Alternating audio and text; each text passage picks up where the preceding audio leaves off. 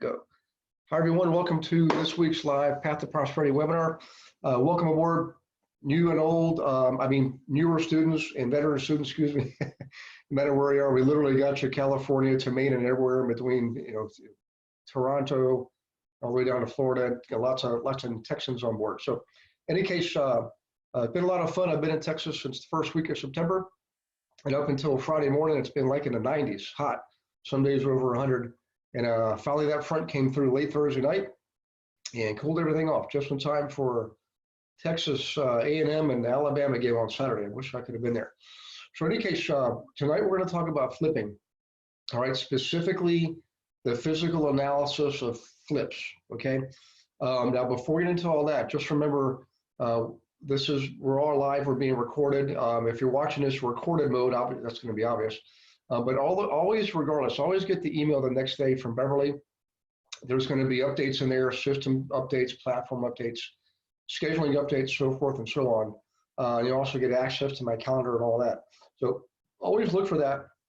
Plus the recording, you can save and you can replay it, fast forward it, rewind it, pause it, take notes and stuff like that. What I recommend is this. In your material, every one of you has an electronic set of training material. You've got audio, visual, and the accompanying written material. Okay, that should be printed off, and then you get a 3-ring binder. And each time you go through a module, you print the written version off, put it in your binder.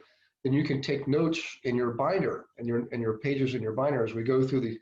And remember, these live webinars are not the training webinars. These are simply open mic, free form webinars where you get to ask anything you want.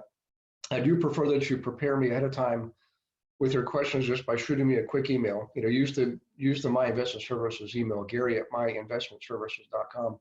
As long as I get them a couple days in advance, I can prepare. Tonight's subject was simply overwhelming.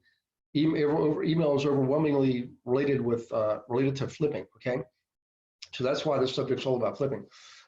Any case, so you'll notice you're muted by default. That's okay. Just use the chat box to type in your questions. And we do actually do some role playing. I thought maybe we'll do this, do role playing the next week if you guys want to do that. Is that next week? Yeah, next week. If you want to role play, please let me know. Shoot me an email and let me know what you want to role play. What particular subject. When somebody calls you from the letter you sent, for example, if you do the letter campaign. When someone calls you from the booklet, we did one of those a couple of weeks ago. When someone shows up at your workshop and they want to talk to you, what do you do? All those scenarios, we can role play those. So you can help you. Role playing is an immensely valuable tool for learning something. Nothing better than actually getting the game swinging in the back. So in any case, look for the emails from Beverly. All right, now tonight's subject, let me go into the attachment and I'm going to make sure you guys can actually see this. So hang on just one second. Let me do the share function. Okay, share, and you all should see this now.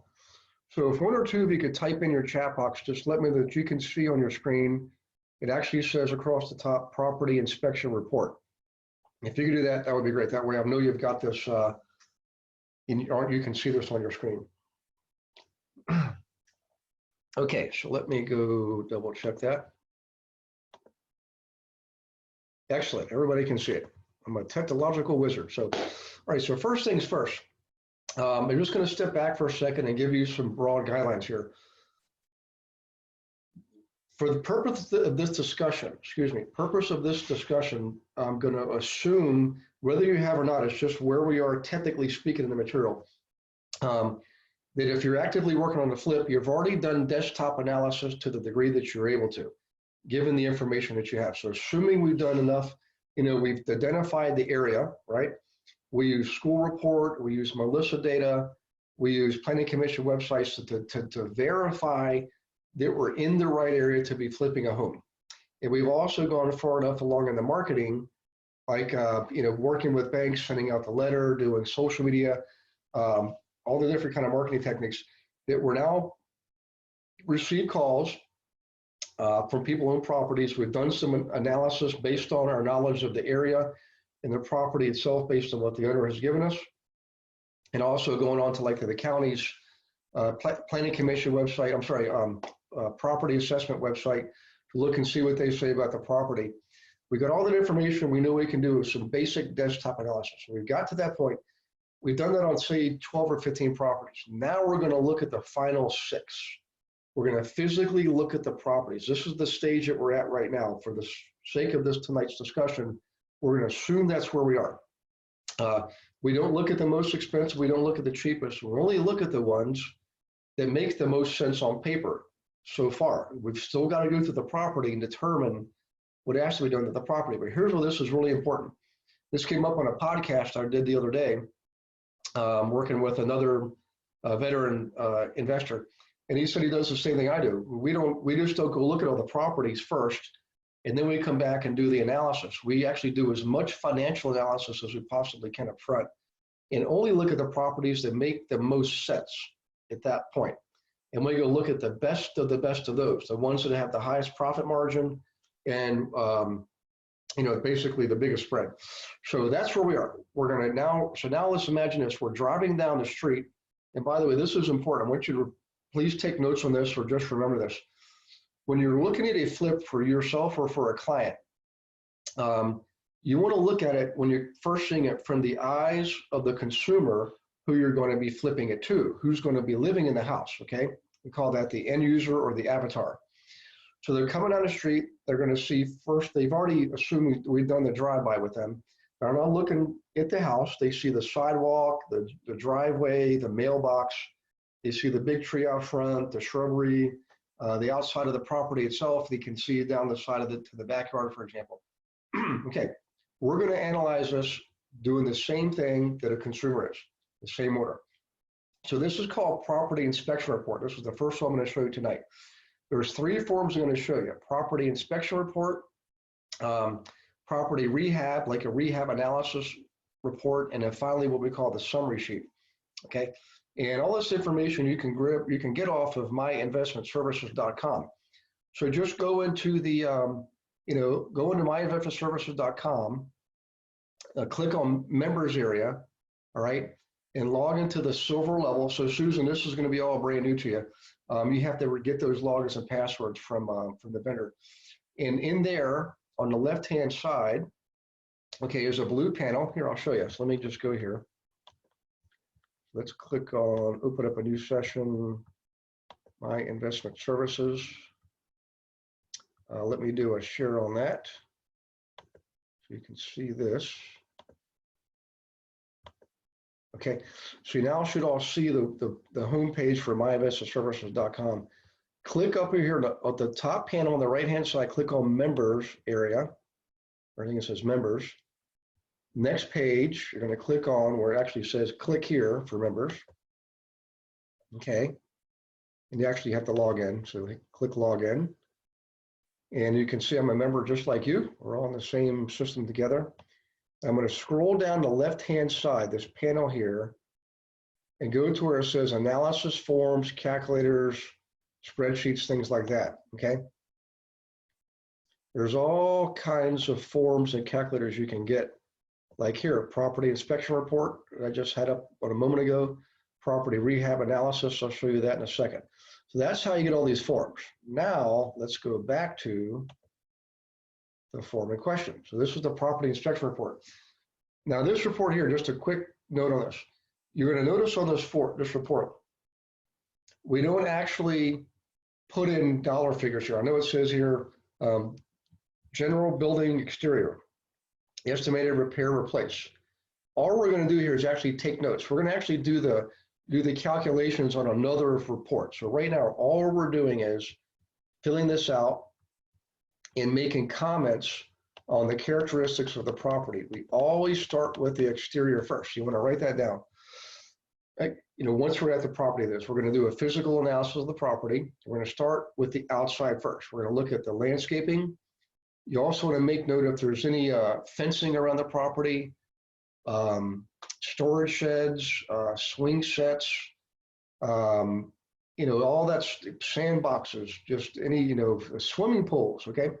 Really important. So if you're in a northern state or a Canadian province, now believe it or not, in Canada, I'm actually, by the way, happy Thanksgiving to all the fellow Canadians out there. We just had our wonderful dinners yesterday and or today. and we're working on our one of our key holidays. So in any case, so back to this. We always look at the exterior first, okay? And when it comes back to the pools, which is where I broke away there for a second. If you're in an area where, say, fewer than 1 out of 10 homes has a pool, I generally don't like pools. Okay, I mean, I love swimming. Don't get me wrong. If I'm in Florida, we're all gonna have pools. Okay, in other words, 9 out of 10 homes in Florida have pools. When it comes to pools, you in the area is everybody's providing pools, and you're going to flip a home, you probably should have a pool. Okay, but there's a lot of other risk with pools. There's a lot. So in the northern states, or a lot of Canadian counties where pools are not that common, excuse me, I might, unless the pool's in really darn good shape, I'm probably going to just, quite frankly, fill it in, okay, and plant grass and all that kind of stuff. But again, if I'm in a southern state, I'm definitely going to make that pool shine again. So in any case, fences. If the fencing is in really good shape, I'll keep it. If it's not, I'm just going to get rid of it. I'm just going to tear it down. It's just not worth the hassle, not worth the expense. There's no profit in fencing, okay? Same thing with a storage shed. That thing better look really nice or I'm probably not going to keep it, okay? So you're basically at this point, though, making notes of everything you see, the grass, the shrubbery, the mulching, the flowers, the everything. That's the landscaping, okay? Now, we're going to turn our attention to the physical building itself, the exterior of the building, okay? And I'm not one to go climb up on ladders. I don't like to do that.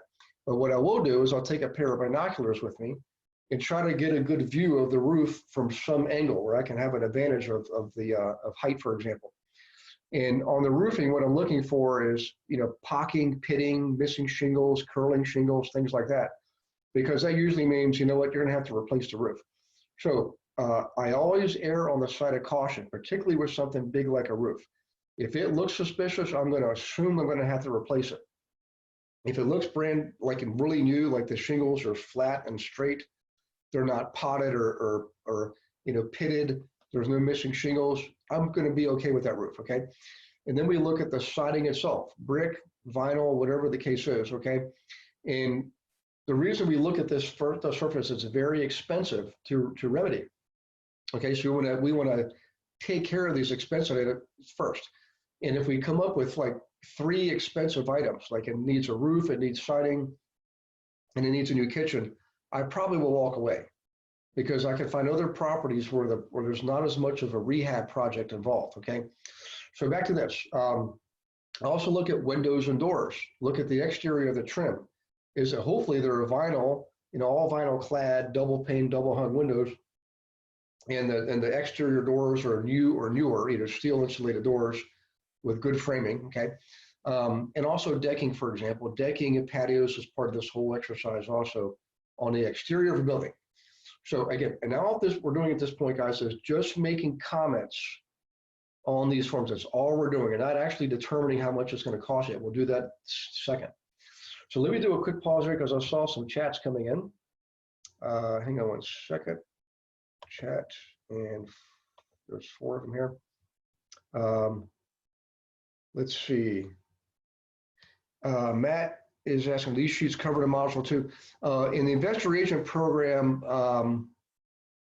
there might be 1 or 2 of these in there, Matt, but really where you want to go is to the website, myinvestmentservices.com, and then go to the panel on, go to the silver level members area, go to the panel on the left and drop down, and you can see those forms.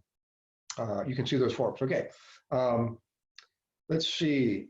Oh, Adrian's asking, can we see the chats? Let me just do this 1 second. All panelists and attendees. So now you can see the chats. Let's see, Matt's saying, just finished module 2. This was a good recap. Yeah, so module 2, Matt, you're right. Module 2 is going to give you a lot of content on flipping and rentals. This is going to, what I'm doing is getting into the details of one particular component, which is physical analysis. So thanks for doing that. Okay, or saying that, excuse me. All right, now back to this. We've now looked at the outside. Now we're going to move in to the inside. If you notice here, we're going to go over the systems first, which are your electrical, plumbing, heating, air conditioning, all of those systems first, we're going to look at first before we look at kitchens and bathrooms. Most people go right to the kitchens and bathrooms. We're going to go down and look at those systems first. Typically in the basement, or if in an area where there's no basements, you might have a utility closet or a garage where these things are kept, okay? And the reason is furnace, HVAC is an expensive item. Water tanks aren't that expensive, but electrical is, okay?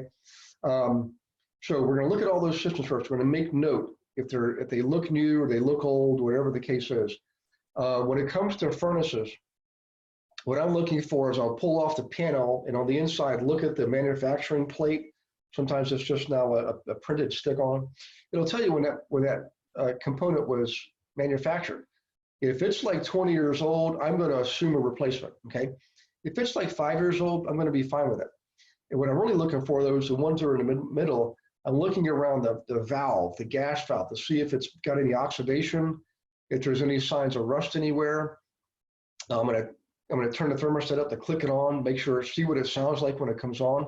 And by the way, if you ever hear like a loud bang when a forced air gas furnace comes on, a lot of times that's the heat exchanger gone bad, okay? So that's why we do these things. Water tank, I'm looking at the bottom and the top, the rims. I'm looking for, again, signs of rust.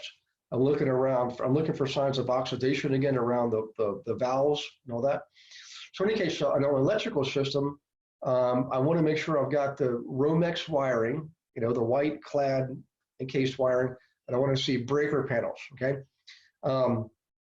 Typically, 150 amps nowadays, for any house built after 1978, probably 150 amps is what you want. If you got a 100 amp panel, you can be okay with that in a smaller home. But if you start getting into, big expensive energy sucking appliances and HVAC systems, you're going to need a lot more amps, a lot more ampage. So in any case, I'm looking at the panels, right? The breaker panels. When I was on the outside of the house, I probably would have looked at the meter socket. Okay, that's usually on the outside. In any case, we look at the systems first. We're just making comments. Then we do move upstairs, okay? And we're going to go to what we call the money rooms, which are your kitchens and bathrooms, right? So the first thing we'll look at is go in the kitchen, look at the appliances, and on a flip, when you're flipping a home, you want to make sure all of your appliances match, the same makes, same color, typically all white or the steel, the polished steel appliances. Now, you want to make sure they match, not different brand names, not different colors, everything the same brand, same color. That leaves a big impression on people. So if I don't see that, I'm going to assume I'm going to replace those components, okay? Now, on the flooring, I like to see tile in kitchens and bathrooms. I don't like to see any other thing than tile. I don't want to see vinyl. I don't want to see carpeting. And also, I'm okay with wood, but wood in a kitchen can take a bit of a beating depending on, what type of wood it is. So, but generally speaking, tile is what I want to see. If I don't see it, I'm going to replace what's there with tile, okay? Now on the cabinetry, this is where depends on where you are, what type of market you're in. If you're in a high-end market, like $500,000 or above, in most parts of North America, some parts, San Francisco, New York City, $1 million and above that's middle class. The kitchen has to look pretty good. If it doesn't look good, I'll open up all the door and drawers, look underneath at the base cabinetry, the structure of the framework. If that looks solid, I'll just replace the door and drawer fronts then. Okay, that's all I'm going to do. Door and drawer fronts, replace the knobs, replace the countertop, replace the sink and the faucet. Okay, it's a lot less expensive to do that than replacing an entire kitchen. That's an expensive job, okay? I mean, on a $500,000 house, you could be easily looking at a $25,000 kitchen. And that's if you get a good deal, okay? And we always get good deals on a rehab, by the way, obviously. So in any case, you can do a lot of improvement by replacing door and drawer fronts and countertops, okay? A new sink base, new faucet, the whole 9 yards. So in any case, that's kitchens. Bathrooms, almost identical. We're looking at the fixtures, the tub, the toilet, the sink. I want them to look new. I want the floor to look new. Now, in an older home, let's say you're flipping an older home. Usually a lot more work and you got to have some special skills. If you've got an old cast iron tub, that's set in a, it's got a surround on it. You can tear out the surround and put tile around that and then reglaze the cast iron tub. You can reglaze it. It looks like it's brand new. You don't have to replace the tub. Replacing a tub is very expensive. So if the tub is basically sound, we'll just reglaze it for about $400 or $500, and then put brand new tile around the surround, around the perimeter. Okay. And then the cool thing about now bathroom vanities is you can now usually get the base cabinet and the sink and the faucet all together, and they look great. Okay. And definitely replace the toilet. It's not that expensive. So now we've gotten through the money rooms. Now what we can do is start looking at, and we talked about kitchens and bathrooms, by the way. We can talk about lighting, okay? Generally speaking, I want to see new ceiling light fixtures and fan fixtures, okay? New, or they look like they're newer, okay? Not the old ancient stuff. That's not going to fly on a good flip. You got to replace all those, okay? Also replace the switch plates for those, the light switches, the outlet plates, replace those. You want them to look new, and they're only like $1.50 a piece to replace those plates, and it really makes the place shine, okay? But in any case, lighting is very important. I definitely want to see good overhead lighting, and I like to see ceiling fans in the bedrooms and family rooms, things like that. You don't want to put them in kitchens. The code won't allow you to put ceiling fans in kitchens anymore, okay? In any case, glass, windows. I mentioned this early on that we like to see double iron, vinyl clad, double pane, double hung windows when we're looking at the outside. So on the inside, you now get the opportunity to open those windows up. If they're malfunctioning, if the sash, the mechanics on the sash are shot, like you open the window up and down, it doesn't stay up, it falls on its own, or the two panes don't meet where you can latch it shut. The reality is you should probably replace that window. Now, I want all my windows to match. I want them to be the same. I don't want to replace a window here and a window there, because consumers will pick up on that and say, look, all these windows don't even match, So if you're going to replace windows, make sure they all match. If you have an old home with the old wooden sash windows with the old weights in the sash boxes, of course we tear those out, but we'll keep the trim. We'll keep like the frame and the trim, because sometimes in those older homes, you want to keep that charm. You want to keep the original charm and the rehab, okay? So I would actually keep those and just replace them with brand new windows inside that framework and the trim work. It looks for a great look, by the way. Okay, that's windows. On doors, all my interior doors need to match. So I'm going to replace one or two of them. I'm going to replace all of them. If they're old doors, they've been nicked up and dinged, and they're the cheap old ones from the 1970s that are hollow, and you could basically put your finger through it. I replace those, okay, with colonial style doors. They're good doors, and also new doorknobs. All the interior doors get replaced with new doorknobs. And again, unless they already look like they're pretty good. If they look pretty good, you're okay. Now, let me go to the chat box here, because I see some questions coming in. So hang on one second. Let's see. What if each unit has a different panel? Each should have 100. Yeah, so Louis, on the interior doors, I want to see the same design. So if it's like a 6-panel door, I want 6-panel doors on all the openings. Now they might be different size doors. Like a bathroom sometimes will have a 28 or 26-inch door, or even a 30-inch sometimes. Very rarely 24-inch. And all the bedrooms might have a 32 or 34-inch door. I'm okay with that, as long as they're the same style. Okay. And these inspections do take place before the offer in most cases. Now, I'm sorry, let me put that back. In all cases, we do these inspections before the offer, okay? Okay, let's go back here one second. So windows and doors. Oh, by the way, on shower enclosures, I generally don't like the sliding glass shower doors. They're if they're brand new, that's great. People sometimes like them, but if I just reglaze the tub, I just put in brand new tile, I don't want to put in a shower door, right? I'll just put in a shower rod a nice one with a nice curtain, okay?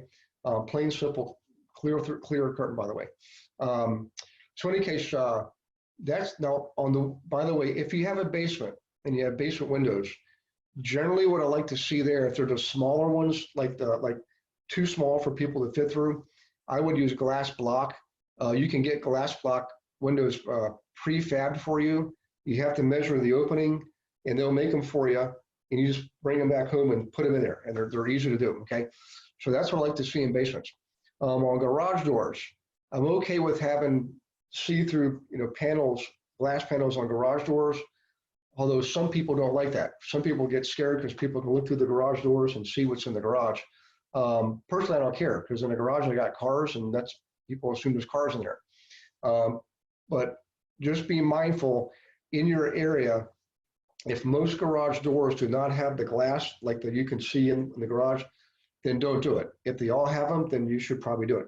You always want to make sure the property you're rehabbing is basically commensurate. In other words, it's in alignment with the market, the surrounding market. Okay, you don't want to over rehab, you don't want to under rehab, and also things that are very noticeable, very obvious from the street, like landscaping and garage doors and all that.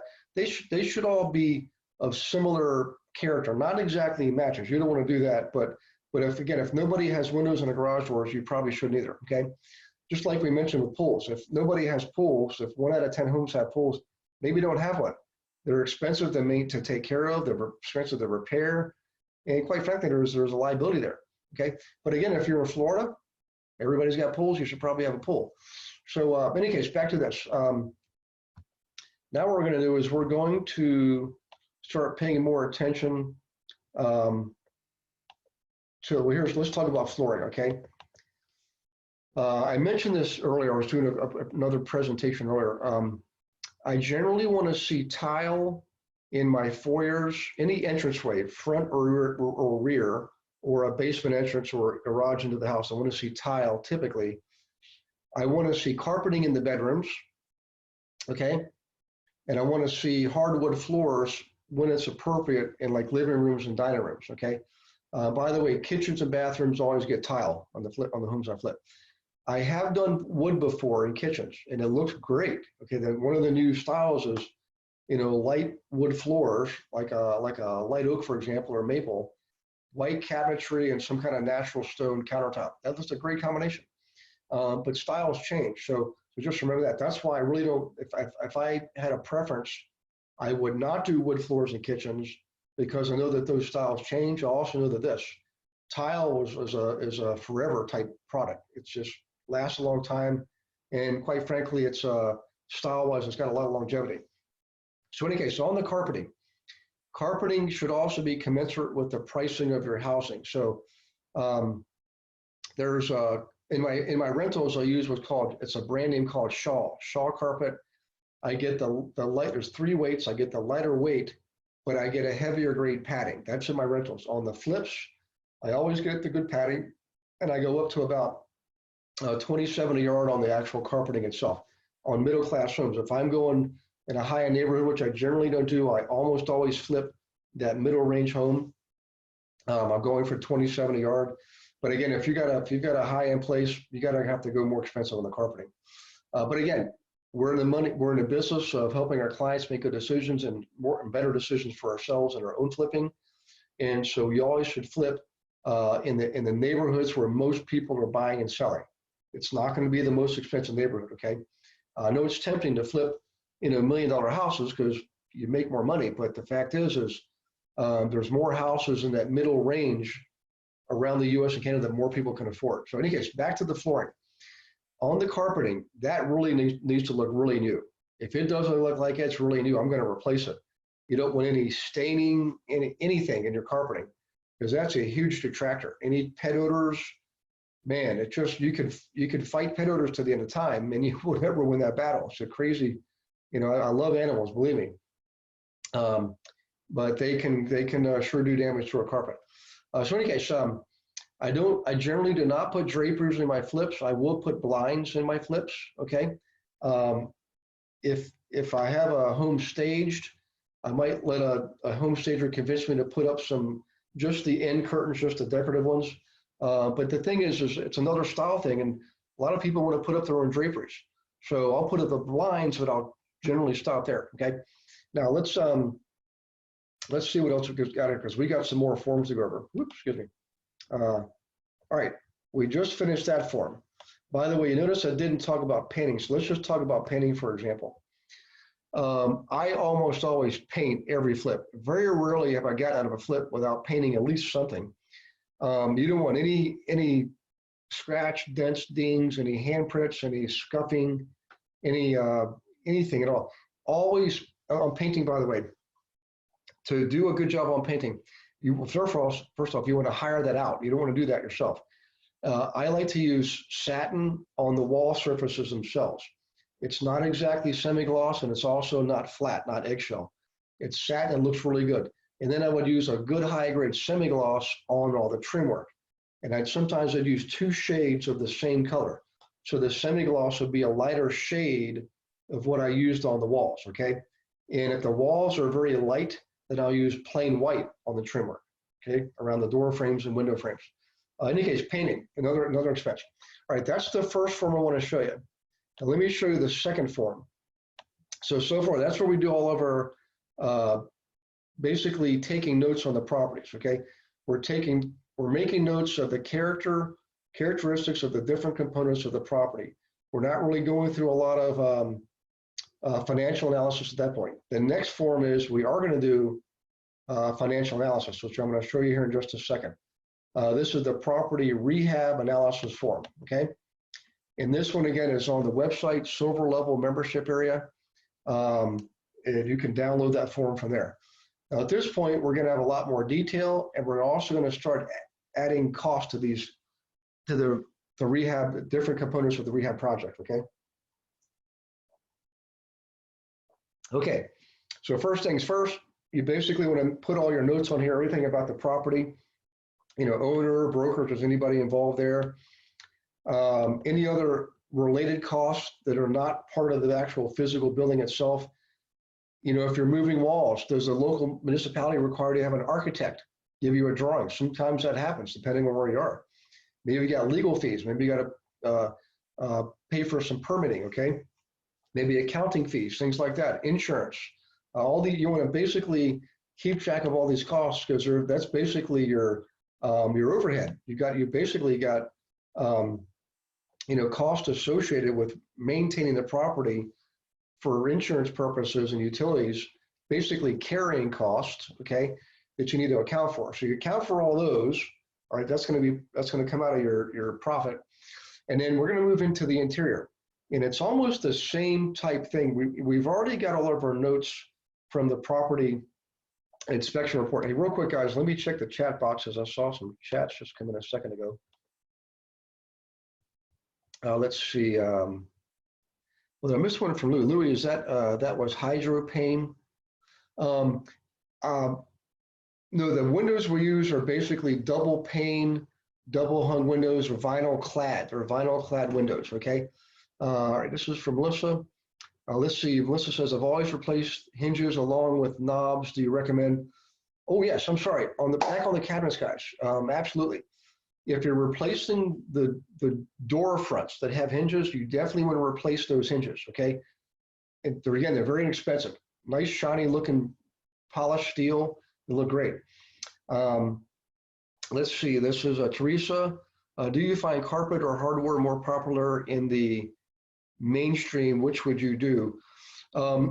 It's really almost, Teresa, it's almost like geographically specific. How do I want to say this? So in some parts of the country, like when I go to Florida, you know, some of my friends are in Florida and they got some pretty nice homes. It's almost all tile. I mean, there's almost like no carpeting and almost no wood. It's like almost completely all tile. But if you do it up in Ontario or Quebec or Maine, that would be tough, because that's some cold flooring, hard and cold. Now you can get heated flooring, no doubt about it. Sometimes in our bathrooms we put the heated floors in our bathrooms. But in any case, back to your question, it's almost always more geographic, and then within your overall geography, what's the custom for the area? What are you mostly seeing in the area? And you want to make sure when you're flipping that you want to appeal to many people as you possibly can. And one of the ways you do that is to make sure you're not going way outside what's normal for the area. Now, there are some exceptions to that. Okay, if you're in an area where it's going through gentrification, like an old part of town, the people are buying them up and remodeling them, you see a lot of really neat creative stuff, okay? I mean, I've seen in certain parts of the country, usually Florida, California, like bamboo. I mean, bamboo ceilings, bamboo walls, bamboo flooring, not all in the same room. That'd be that'd make you think you're down in Hawaii or something, but basically bamboo is a very durable wood and it looks great. People think it looks great.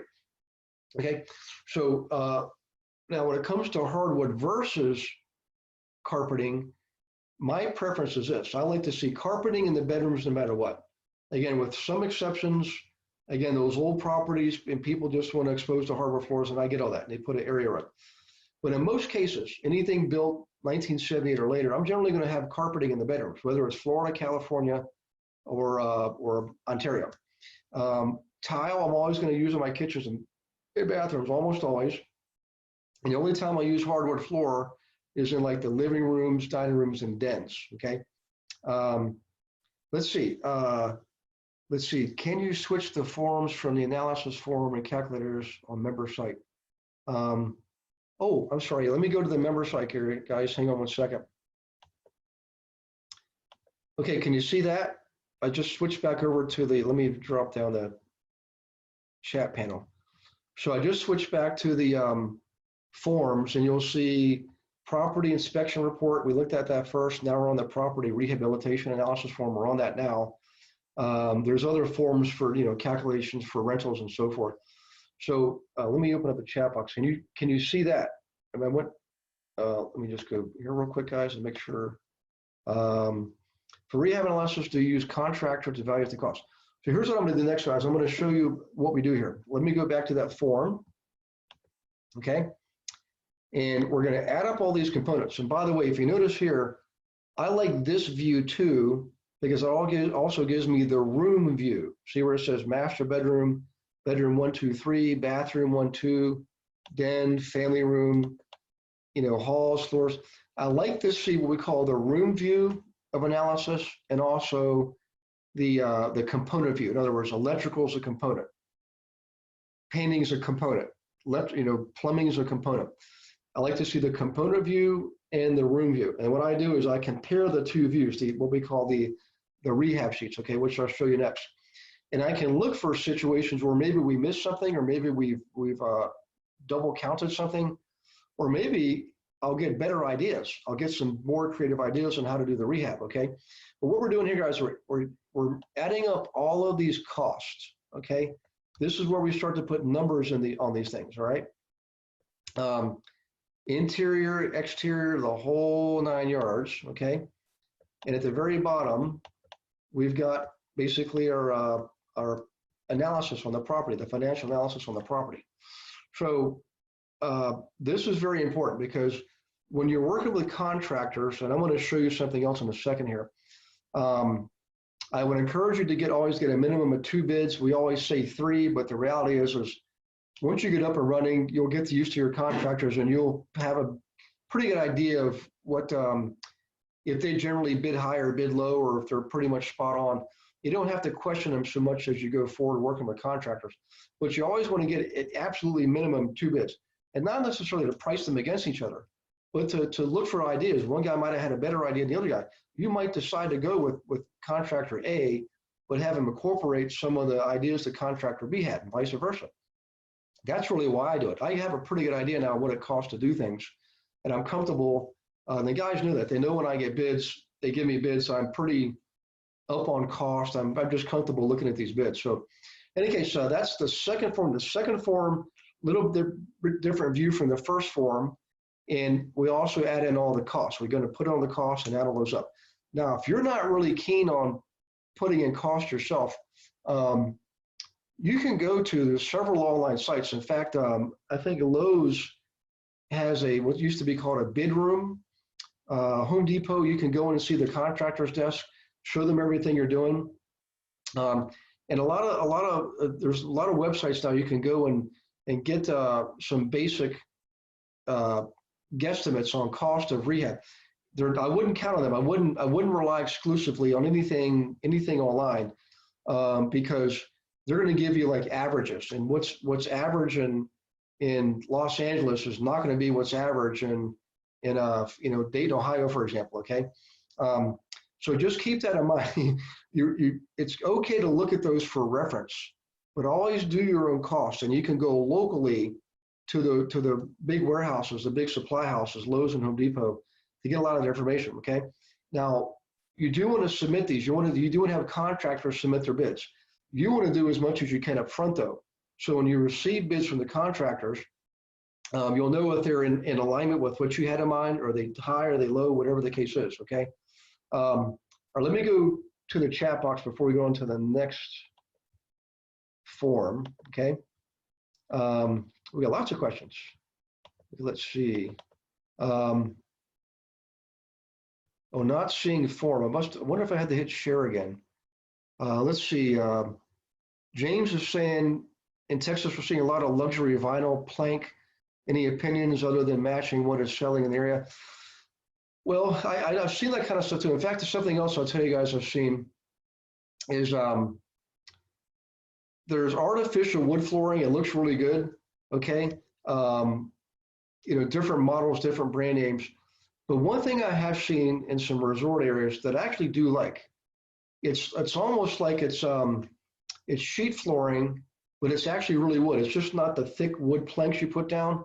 It's almost like the fake flooring, but it's real wood, and it's very thin, and it lays down, and you glue it on, like the concrete, for example. And the cool thing about it is if you ever have damage, you can just pull up that one strip and replace. You always want to get extra pieces, right? And you don't have to take up all the flooring. Like when you have the old tongue and groove flooring with the real wood floors that fit together like that, man, you got to know what the heck you're doing. You are some contractor, and it gets expensive. But with the flooring you're talking about, James, I've seen that a lot, particularly in the resort areas. And we actually were looking at a nice condo a couple of years ago, right on the beach. First time I saw it, and I said, it looks like wood, but something's telling me when I step on it, it doesn't feel like. When the lady told me, it's new, very thin, maybe like a quarter of an inch thick at the most, and it lays down. It's very flexible. And it lays down like you lay down sheet flooring, except it's in strips like the fake hardwood flooring. And I asked her, I said, what's the feedback on it? She said, well, this right at the time was probably 5 or 6 years old. You couldn't tell anything. I mean, it's almost impermeable. So in any case, sorry for the long explanation, James, but I'd say if that's what's happening in your area, I would go with it. If people are paying for it, then go with it. Okay. So let's see. Do we need to open it up on the side to look at? Yeah, let me go back there, guys. Let me go back to the and make sure that the share is working. So let me go here. Share again. So now I'm back on the website. So let me click on, property rehab analysis form, which is the one I'm looking at now. Okay, and I'll have to do a reshare on this. I'm pretty sure. I don't think you're going to see it unless I open it up. And let's do enable editing. Now let me do a share on this. Property, hang on a second. Sorry, guys. What one is it? Is it this one? I think it's this one. Oh, no, here it is. I'm sorry. Let me go back here. Okay, now, so Melissa, you should see property rehabilitation analysis form as to what I was just showing you from the material. Same exact form. It just looks a little bit different here because this is what you would actually download from the silver level membership site. Okay. Does that help you? I apologize. I may have misunderstood you earlier. I just want to make sure I got the right. Oh, let's see. That's the response. Yes. Awesome. Okay. Thanks, guys. I'm glad we. Thank you for bringing it to my attention. Right. Now, what I'm going to do is I want to show you one more form. So hang on one second. Let me go back to this.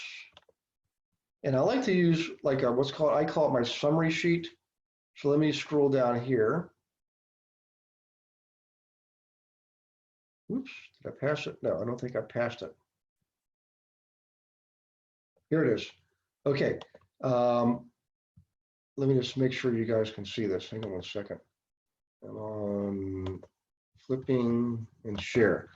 Okay. This is one we came up with on our own. All right. So this is basically a one-shot, one-view rehab cost estimator worksheet. All right. Off on the left-hand side, you're going to see all the different components. You know, power wash, exterior paint, exterior siding, roofing, gutters, security doors, stone doors, interior doors, ceiling fans, mini blinds, windows, drywall, interior paint, carpeting, ceiling tiles, kitchen, bathroom tub replace, electrical, service line, breaker panel, fuses, light switches, plumbing, the main, your basically your PVC, 4-inch feeds, 1-inch feeds, heater, you know, forced air gas furnace, air conditioning, all that is in here, okay? Even putting your stuff like demo work to demolition, like for moving a wall or we're tearing a wall out, all that's in there. Dumpsters, you had to pay for a dumpster perhaps. In any case, all that's in there. And over here, we have the cost range. What would it cost you to paint the exterior of a building, for example? There's a big range there, okay? And we have individual item cost, right? And then we have lot, like how many quantity. So if we get on to roofing, all right, you can see 3-ply roofing, 200 to 300 per square. That's now a lot more than that. But if we need 10 square under the quantity column, we'd put the number 10. It would automatically multiply 300 times 10 and we get our figure 3,000. Then off to the right is the total cost for each individual component, okay? And this is one I did way back in, I think, 1997 or something. So we estimated 28,000 on this project. Ended up doing it for about 25. We found some opportunities to save cost in the middle of the project.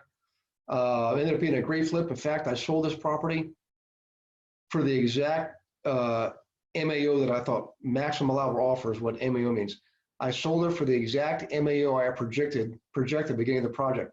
In fact, when I added everything up at the end, the cost for the property, the cost of the rehab, carrying costs, I actually came with it $100 in my projection. Now remember, I initially was, I had came in 3,000 under on my rehab, but I spent that somewhere else, okay?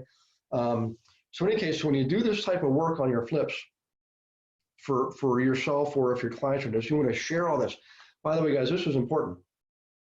All this stuff I'm showing you is not meant to just be to keep for yourself. You want to share this with your clients, help them become more informed, more educated. I know the existing flippers are always going to have their own forms. Doesn't matter. Still share them with this. Share this stuff with them. Show them what you got. Okay. You might make some get some more referrals out of this business. Okay. Now, this is the third step. Now, this form right here. See, now we can take this to Home Depot or Lowe's and give them all these components with all the quantities. Right. Remember, we put in the lot, the number of. Let me go back up there real quick and I'll show you. A quantity, and they can do a quick rundown for you right on the computer. They can give you an estimate right there on the pro desk or the contractor's desk. It's amazing service to give you, so you can get really good at this. There's a lot more details I can give you on this stuff. I'll have to do that on another session. Like for example, when I flip my own homes, in the beginning, when I'm first working with a contractor, they're always going to want you to give them money for supplies, and they'll get all their supplies and bring them in. You know what I do? I know I can get free delivery on a project this size. I'll have everything paid for on my account, have it all shipped to the property. The contractor is going to be there to meet them. I'll go later on just to make sure everything's there and they have to, you know, sign for it, give me the supply house's matching document on this, a paid invoice that matches my rehab cost sheet here, okay? And so I can see if there's any discrepancies. Plus, it also does this. It totally eliminates any opportunity on fraud on the part of the contractor. and I'll throw this out there and we'll leave it at this. I've had contractors, even ones I worked with for years, go in and buy a lot more than what they needed for the project. Okay. And then they'll go back in and get credit back for the material they didn't use, but they never would give me that credit back as the owner of the property. I would still pay for what they ran through on the account. Okay. So that's why I do this always in the beginning with new contractors, and so they know I know what I'm doing. I don't take chances. I totally eliminate the opportunity for fraud. Sometimes it's just a few $100, but you know what? You let people get away with something once, they'll do it more than once. Just know that, okay? Anyways, let's do the chat box real quick, and then I'll call this a day. And by the way, next week, again, send me an email if you want to do role playing, and let me know what you want to role play on, and make sure you prepare for that, practice for the role playing, okay? We'll do that. If I don't hear anything, we're probably going to go over rentals next week. How do you go through the analysis of rentals? But I want to make sure we do more role playing, because that actually was a lot of fun. Everybody got a lot of this. Okay. Where did this form rehab cost estimate worksheet come from? I don't see it in my investment services forms, never mind workbook. Yeah, you know what, James? I've got to look for that, because I'm not sure. I think that was when we had our cells, going back years ago. I'm gonna make a note of that, James. I'll see if we can find it, because that was an awesome sheet, wasn't it? I think I know where I can get it. In fact, Beverly may be watching this tomorrow and before she sends it out. So Beverly, if you see this, this form right here, this came from our JTWB material, and I'm down now like 3 computers past that. I know I don't have it on my new computer. I'm just trying to think of where we might have that. James, we'll go to work on that. How about that? I appreciate that. Okay, guys, listen, let me check. There's one more chat message here, and then we will call it a day. Let's see, fantastic. I think this is example module 2 for flips. Yes, so Laura Lynn, thank you. It actually is in module 2, James, of the investor agent training modules, but I think it's a PDF. Although you can make copies of it, and you just have to blank out the, you know what we can do, guys? This can be scanned in, and you can go through a converter. Everybody here has computers. It's free on most computers now. You can convert PDF to Word and vice versa. If Beverly can't find it, let's try that. Let's see, this is Louis. Louis says, call your insurance broker and ask for contact info of claims adjuster. They have priceless. Oh, excellent tip. Hey guys, so Louis, you're sharing with us. Insurance guys also have a lot of good information on these costs of these things, and that's absolutely true. They have lots of information on this stuff. And one of my best friends was an insurance broker before, and he showed me another neat trick. Did you know that every house that's ever been on fire in the modern ages, they keep a database of that? They keep a database of all the insurance claims. It's like accessible by all our insurance companies. They can see if a house has been on fire before. So you're ever skeptical or curious, call your insurance guy, have him look up the property and see if it's ever been on fire. How about that tip? Thanks, Louis, for saying that and bringing that to our attention. And you guys, thank you for participating. We'll see you next week. By the way, that's going to be, so today is the 14th. Next week, the webinar is going to be Wednesday, the 23rd, same time, all right, 4 p.m. Pacific, 7 p.m. Eastern, 6 p.m. Central, and 5 p.m. Mountain Time. Send me your emails. Let me know what you want to discuss. We'll prepare for it and go over it. In the meantime, you guys take care of yourselves. Have an awesome rest of the week. Again, happy Canadian Thanksgiving, everybody. God bless you and your families, and we will see you next week. Okay, bye-bye.